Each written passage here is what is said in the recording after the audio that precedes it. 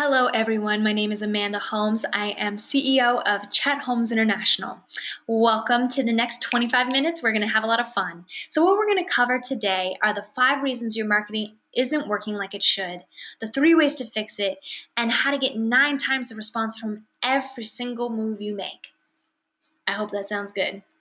So let me give you a little bit of a background about Chet Holmes International. So the origin of the Chet Holmes method, which I'm going to talk about today, came from my father. This is a picture of my dad. So he realized early on that he had a gift for doubling sales. And he made his big break working for Charlie Munger, who is Warren Buffett's business partner. So he was able to double the sales of 9 different divisions. Majority of them doubled within 12 to 15 months, and several of them doubled multiple years in a row. How would you like to have that kind of growth multiple years consecutively in every division of your company? So what it takes is that systematized approach to your marketing and sales process so that you become a machine.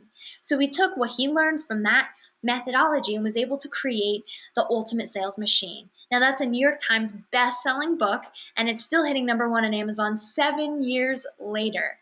The thing I hear the most often about my father's book is it's my sales and marketing Bible. I keep it on my desk every day. So from that, we were able to, my father created Chet Holmes International, which is the organization that carries on his legacy today. We have 78 training products in 100 different countries, and we've helped over 200,000 businesses worldwide. So just to tell you that our methodology works, let me break down for you today the 5 reasons why your marketing isn't working like it should. Number 1 being trust. People do not trust anymore. Likability is at an abysmal 17%, but let me give you one of the reasons why I think that trust is really gone. Do you remember the Marlboro Man? He was one of the most successful ads of the 20th century, and today 1 in every 5 people actually dies of a tobacco-related illness. 1 in every 5. It is the most preventable cause of death is cigarettes. And we wonder why nobody trusts marketers anymore. So breaking down for you, millennials specifically, when there was a study done on millennials about who they trust, 33% of them said that the top media source that they trust is personal bloggers over the 5 o'clock news. Personal bloggers, because they felt that personal bloggers were being authentic and genuine. It was a person's opinion. So they're trusting. You're seeing how our media usage is going to change over the millennials, right? Wanting to see genuine authenticity. They start to believe personalities. That's why social media is so big, is because they fall in love with a personality. So number 2, the second reason why your marketing isn't working like it should is the competition. They see 5,000 commercial messages a day. Product placement, even from when you wake up in the morning, you grab your Colgate toothbrush, you go into the shower and you use your herbal essences, shampoo, and your Dove soap, and by the end of you've gone down for breakfast and you've already seen 5 marketing messages, and your retention of being able to retain anything else at that point is abysmal, and you haven't even opened up your phone, you haven't even looked online, PPC, billboards, ads, you name it. The competition is so intense. Number 3 reason why your marketing isn't working like it should is impatience. So it's been scientifically proven that just 5 hours on the internet of that instant gratification, your brain changes. You're neurologically wired to get that instant gratification, and that's why our attention span is cut into half what it was just 10 years ago. And that's completely changing how our media usage happens, right? How interested are people in your marketing message? Can you get them immediately? Because that's what they want. They want that immediacy. You have to get them within the first 3 seconds if you can. Number 4, wasted online marketing. 86% of ads that are paid for are never seen. So whether it's at the bottom of a page or it's a pop-up that hides something, 86% of the ads that you're paying for online aren't seen. And then lastly, the fifth reason why your marketing isn't working like it should is because of your sales team. Now, we know that 92% of businesses don't have or 92% of businesses have an ineffective, non-existent, or a process that they have that nobody follows. 92%. And we do believe that that's because colleges and universities just in the United States, 0.4% of them offer a sales as a major or a minor. Only 0.4%. So we're wondering, why are salespeople not all that good? A lot of them aren't. They're pushy, they don't do the job right. I forgot what the source is, but they say that 3 out of 4 salespeople are doing an ineffective job. So how can you do a better job? You as a business owner, you as a salesperson, salespeople are majority of the time poorly trained. So how do you improve that? Majority of companies spend less than 2 months onboarding a new seller, and yet on average it takes 8 to 12 months for a salesperson to get up to speed like their tenured colleagues. But companies with great onboarding processes train 34% faster, and that means 4 months quicker than those who have no training. So let's do a little exercise where I'll show you about marketing messages. For those of you that are familiar with the Chet Holmes method, you'll know this, and we'll go a little bit deeper on this, so work with me here. So imagine that you're in a stadium, 50,000 prospects all lining up. You see this picture here. Imagine that they're sitting in those stands, and you stand up to the stage, and I hand you the mic, and you say, "Hi, my name is Bob, and today I'm going to be talking to you about..." What would be your stadium pitch? What would be the title of your talk? Go ahead and write it down right now. What would be the title of your stadium pitch to 50,000 prospects?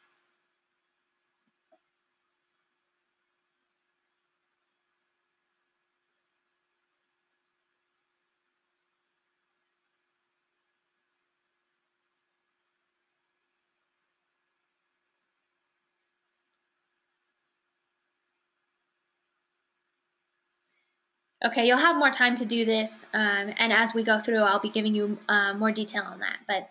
So you're working on your stadium pitch, right? What would you say to 50,000 prospects? Now, let's define your audience for any product or service. For any product or service, this has been proven, and time again, I see it over and over again, that of the people that see your sales and marketing messages, 3% of them are interested in buying. See that? The top 3% are interested in buying. 7% are open to it. Okay, maybe in a couple months, I could buy that. Another 30% think they're not interested, or they're not thinking about it, or they're definitely not interested. So majority of this buyer's pyramid on the screen you see, 90% of them are not interested in your product or service.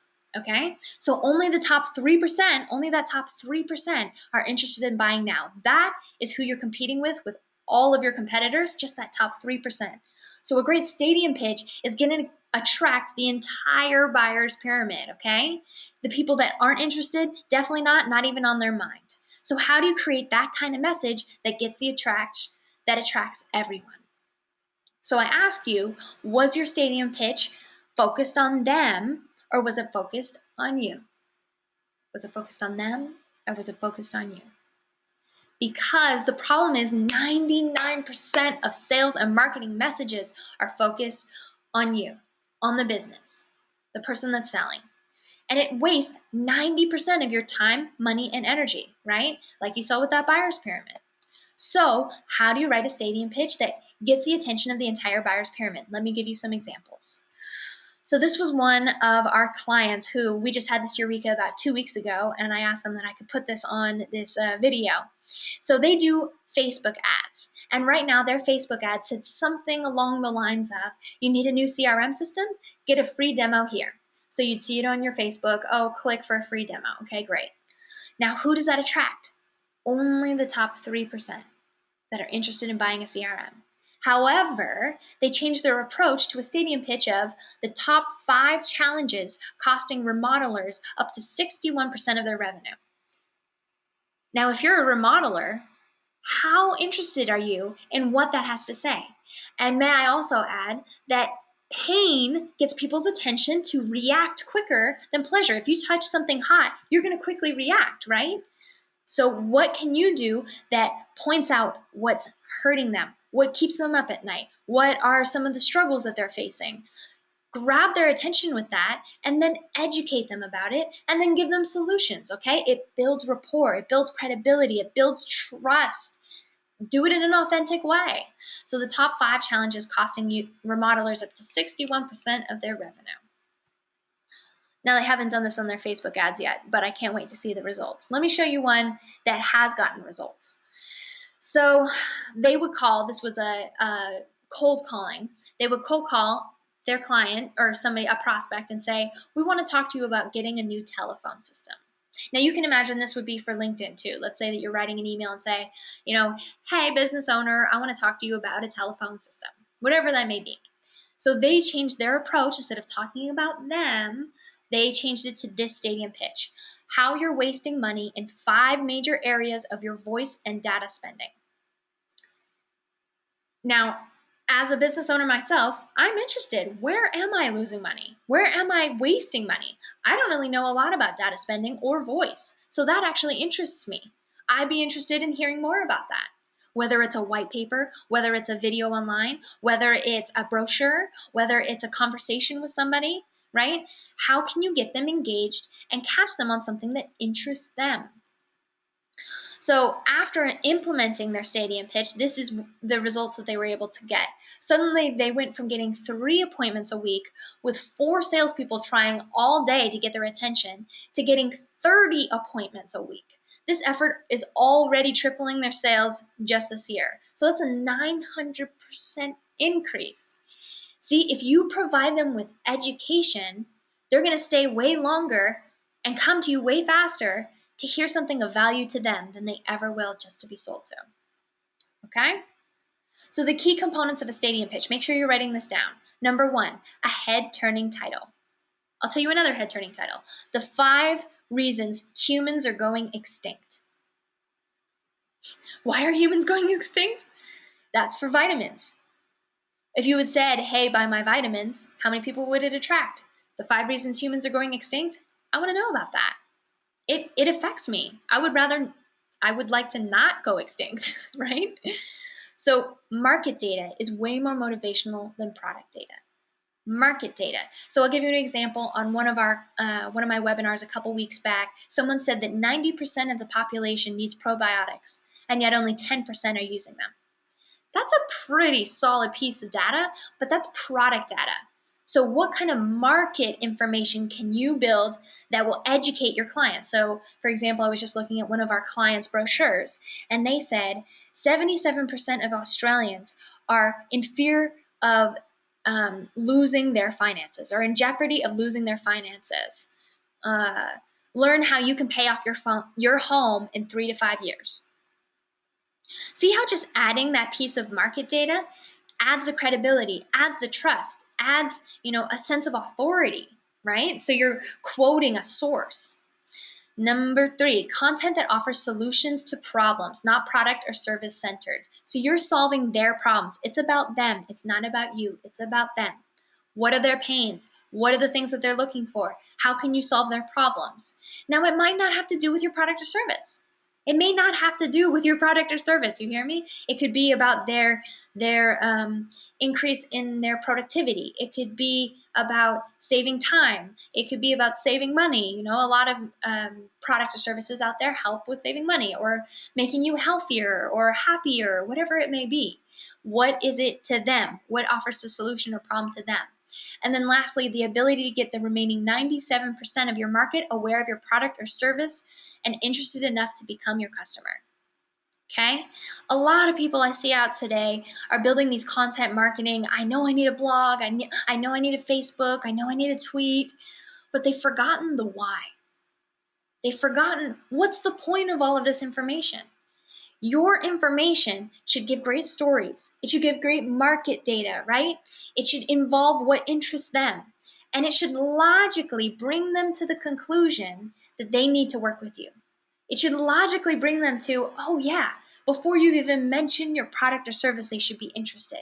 And that is the art of what my father coined as the core story approach, right? Or the stadium pitch title. So here's one of our clients. He got 10 times the average response rate. So we expanded our operations across the brands with 13 shops in DK, 20 boutiques in Germany, and 65 in Norway, and closed 200 million worth of contracts for the rest of the year. He did a direct mail response, and on average, you see with direct mail about 5% response rate. He got a 58% response rate. Why? Because he used the educational approach. Okay? And I'm giving you this as an example to show you that it can be on any format. It can be on your LinkedIn. It can be on your website. It can be direct mail, cold calling scripts, whatever it may be. It's a timeless methodology. So now let me show you 3 ways to increase your lead generation using that stadium pitch. Okay, number 1, sell to many. How can you sell to many? Find a way to sell to many, whether it's, trade shows, doing events, doing lunch and learns, doing seminars, doing webinars.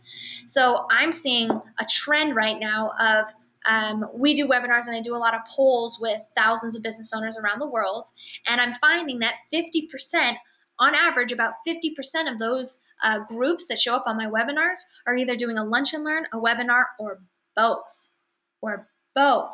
50%. If you just looked at business 5 years ago, 6 years ago, 2 years ago, webinars is becoming a very huge part of the selling process because people don't want to be sold to.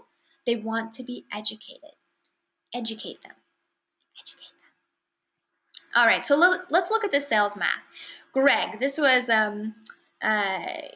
somebody that was able to use the stadium approach to his advantage. So he was a part-time student studying engineering, and he was making 100. He had a solar panel company at the same time. So he was making about 100 calls a day to get 10 appointments, to then go to the home, make the look at the house, give the quote, and then 9 times out of 10 he would never hear back from the prospect.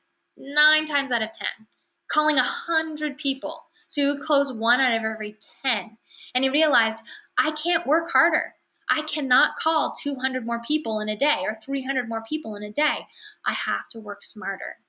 And that's when he found the ultimate sales machine, and he learned about the stadium pitch, okay? So here's what happened. Instead of saying, hey, do you want to buy solar panels? Or, hey, let me show you about solar panels, he changed his stadium approach to the 10 operational inefficiencies costing you a fortune.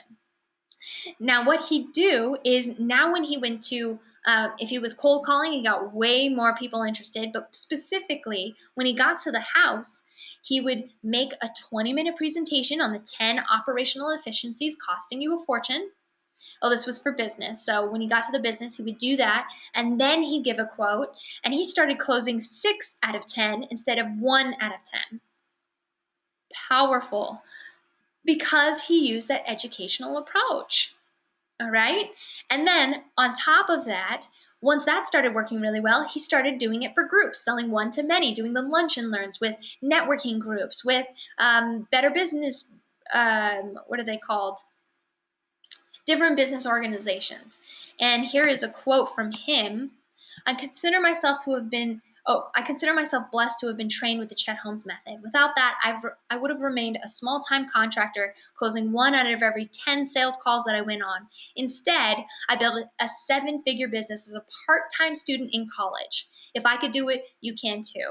So he built a 7-figure business while still in school. It's pretty amazing. Greg's really smart.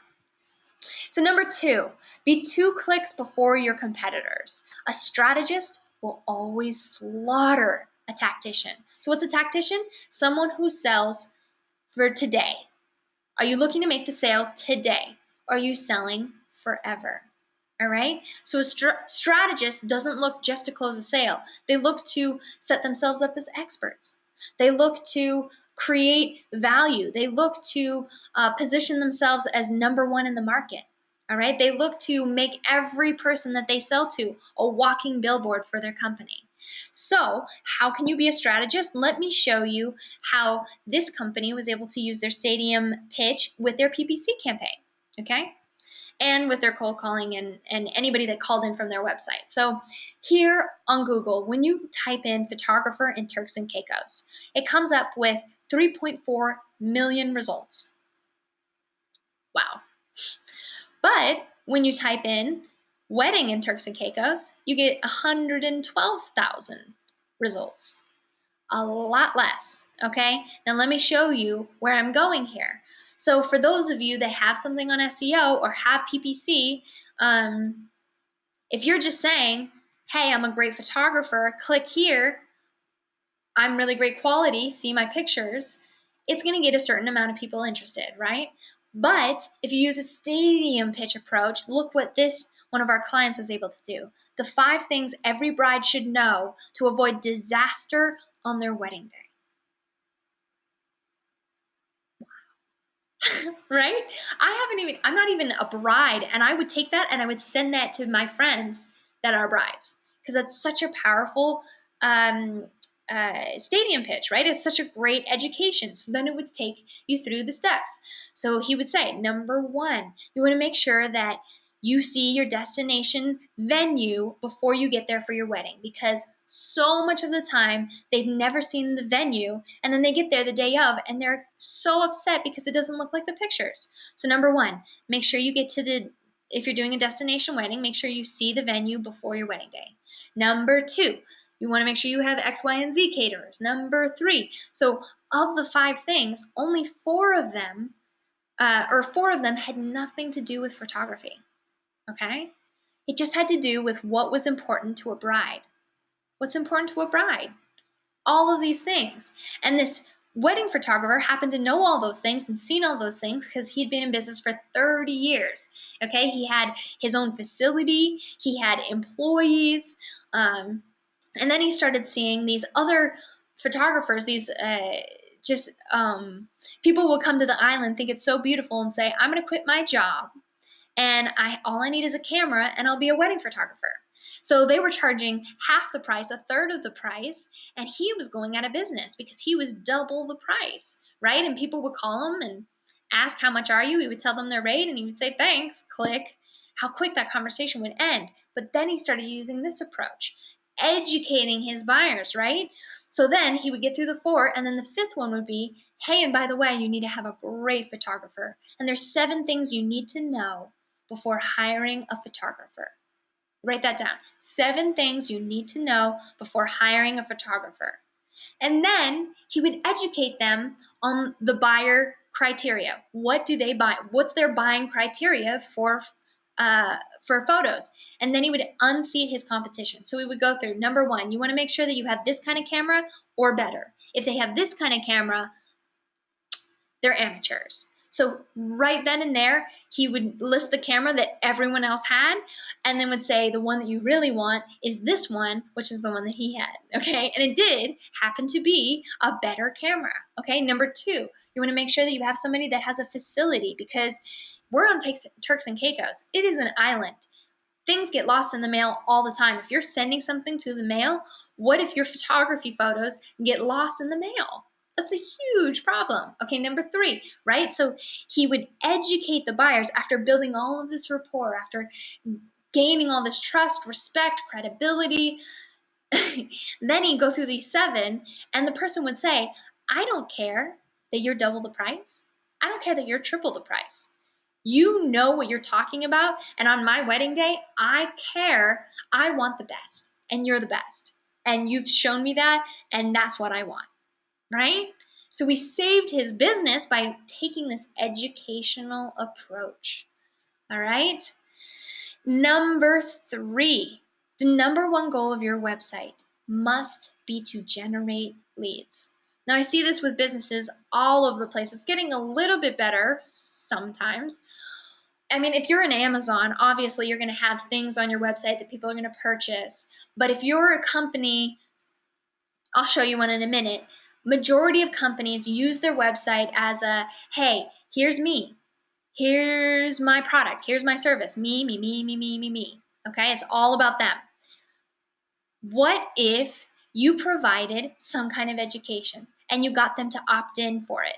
Because the whole point of your website is to get their email, and to get their name.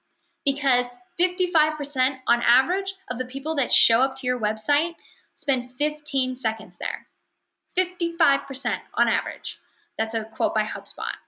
So what are you doing to get their attention immediately?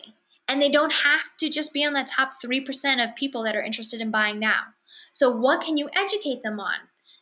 I'll give you this example. So this was one of our clients. They sell corporate housing, and they actually did have an opt-in on their website, which was great. That's a step up. Sign up for our waiting list. Now, that's okay. If they were interested in buying, they would sign up for the mailing list. However, what if we changed it to, you can lower your workers' housing expenses by 39% or more. Get instant access. Wow, that's kind of interesting. I would love to decrease my expenses by 39%. How do I do that? Right? So then there's that opt-in. And then if you get their email, you can send them emails. You can follow up. You can send brochures. You can send white papers. You can send articles. There's so much more of a lifespan to that client, to that prospect, if you get their email, okay? So make sure that you have an opt-in on your website. I see this so much of the time, it's not happening. So just to show you what works, this was Brant, who I was just telling you about.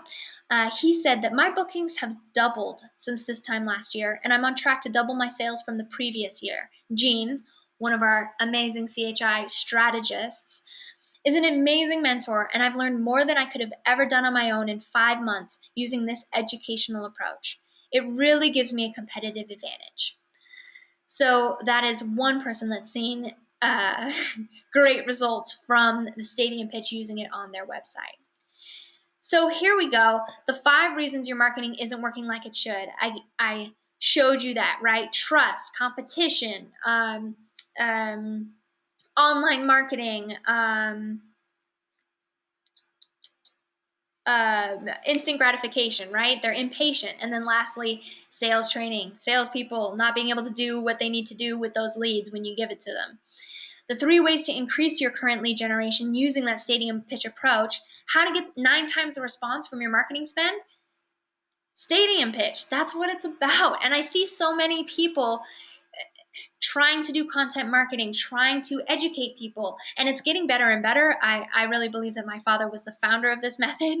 He's been doing content marketing for the last 40. He started it 40 years ago, branded it as the core story approach 23 years ago, and we have been building this out, but people just have forgotten why they're doing it. What is the content? What is the point? You need to bring them to a logical conclusion of working with you. Okay? So if you'd like to learn more, what I've done is put together a training for everybody that's on here right now. 3 different videos. The first video is how to get to the most successful people in the world, because sometimes the only thing holding you back from that is one person, and it's a secretary. So how to get to those most influential people in the world. The second video is the one thing that makes all the difference, and it goes even more in depth into the difference between a strategist versus a tactician. And those 2 videos are from my father, our founder. And then the third video is a training called the 3 strategies to double sales. Now, I don't give away recordings, but I'm doing this particularly because I think that you guys will really find value in it. And I had multiple people asking me, please, I'll pay for this training if you provide it. So it's a really great. It goes through exact sales scripts, email templates, on how to grow your sales, how to double your sales, how our clients have doubled their sales. And it's all part of, if you just go to howtodoublesales.com. You'll love it. Thank you so much, and have a beautiful night. If you enjoyed this, please let me know at Amanda Holmes or at Chet Holmes. Let me know what you got from it, and I would love to hear about the results that you create from this. Let me hear your stadium pitch. Have a beautiful night.